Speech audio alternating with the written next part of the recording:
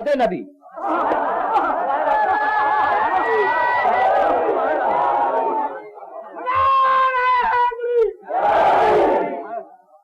ذریۃ بعضها من بعض واللہ سمیع علیم.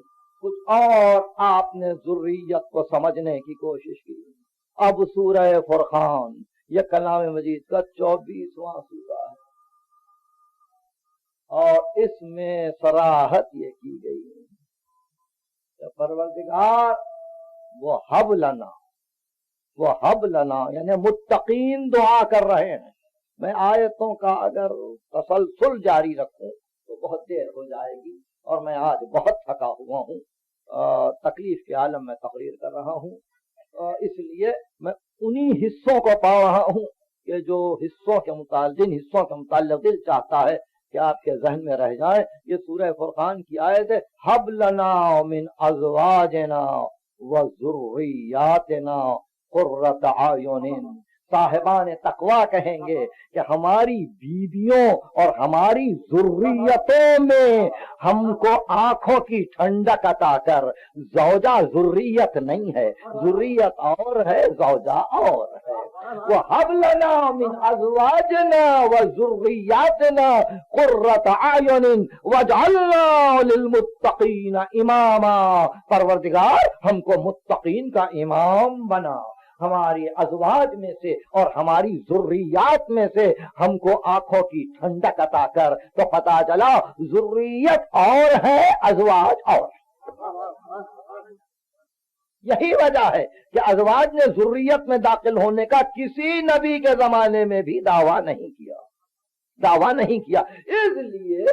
لیے کہ نبوت کی شرط یہ تھی کہ جب ابراہیم کا اور نوح کا تذکرہ کیا قرآن نے تو کہا وَجَعَلْنَا فِي ذُرِّيَّتِهِمَا النُّبُوَّةَ وَالْكِتَابَ.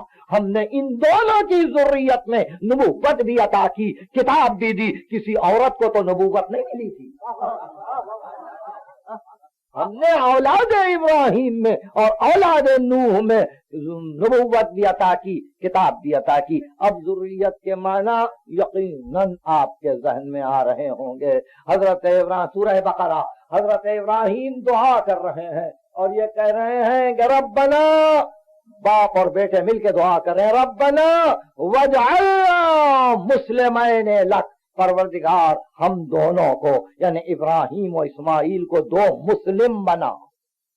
وَمِن ذُرِّيَّتِنَا أُمَّةً مُسْلِمَةً لَكَ. اور ہماری اولاد میں ایک امت مسلمہ بنے. وَابْعَثْ فِيهِمْ رَسُولًا مِّنْهُمْ. اور ان میں سے ایک رسول کو مبعوث کر ہماری اولاد میں سے. جب نبی دعا کرتا ہے ذریت کے لیے دعا کرتا ہے، اور جب خدا عطا کرتا ہے تو ذریت کے لیے عطا کرتا ہے. اب میں کیا کہوں اور کس کے لیے کہوں؟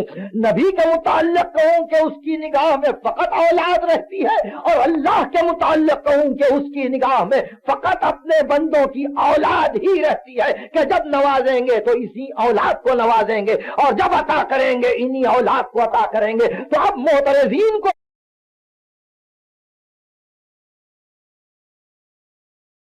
کیا جواب دے کہ جب نگاہ عنایت الہی کسی